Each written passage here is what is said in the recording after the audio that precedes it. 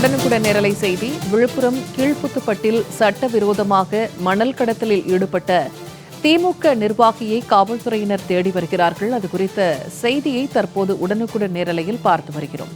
தனிநபருக்கு சொந்தமான இடத்தில் மணல் குவாரி அமைத்து பல கோடி ரூபாய் மதிப்பிலான மணல் கடத்தியதாக திமுக நிர்வாகி மீது குற்றம் சுமத்தப்பட்டிருக்கிறது.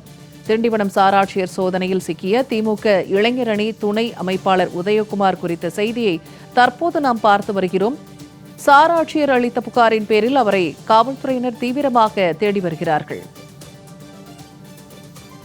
இது தொடர்பான கூடுதல் தகவல்களை விழுப்புரத்திலிருந்து வழங்குகிறார் செய்தியாளர் பரணிராஜ். இப்ப கீழ்புதுப்பட்டு பகுதியில் மணல் கடத்தல் தொடர்பாக திமுக நிர்வாகி தேடப்பட்டு வருகிறார்.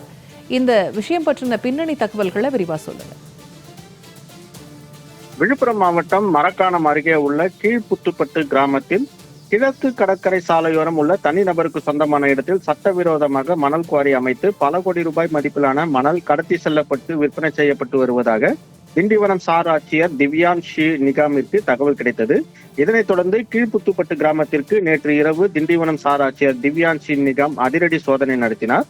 அப்போது அங்குள்ள விழுப்புரம் வடக்கு மாவட்ட திமுக இளைஞர் அணி துணை அமைப்பாளர் உதயகுமாருக்கு சொந்தமான இடத்தில் ரகசியமாக மணல் குவாரி செயல்பட்டு வருவது தெரிய வந்தது.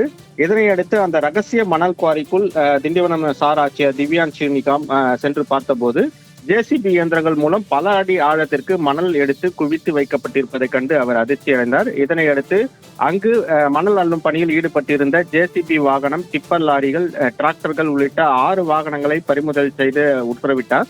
விழுப்புரம் வடக்கு மாவட்ட திமுக இளைஞரணி துணை அமைப்பாளராக உதயகுமார் பதவி வகித்துக் கொண்டு தனது ஆளும் கட்சி அதிகாரத்தை பயன்படுத்தி கடந்த ஓராண்டிற்கும் மேலாக ரகசிய மணல் குவாரி அமைத்து பல கோடி ரூபாய் மதிப்பிலான மணலை கடத்தி சென்று விற்பனை செய்து வருவாய் ஈட்டியிருப்பது தெரிய வந்திருக்கிறது.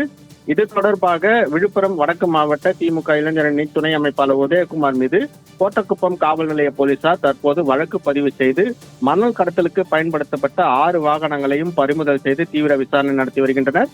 மேலும் ரகசிய மணல் குவாரி நடத்தி பல கோடி ரூபாய் வருவாய் ஈட்டி மோசடியில் ஈடுபட்டு தற்போது தலைமறைவாக இருந்து வரும் விழுப்புரம் வடக்கு மாவட்ட திமுக இளைஞரணி துணை அமைப்பாளராக உதயகுமாரை தீவிரமாக தேடி வருகின்றனர்.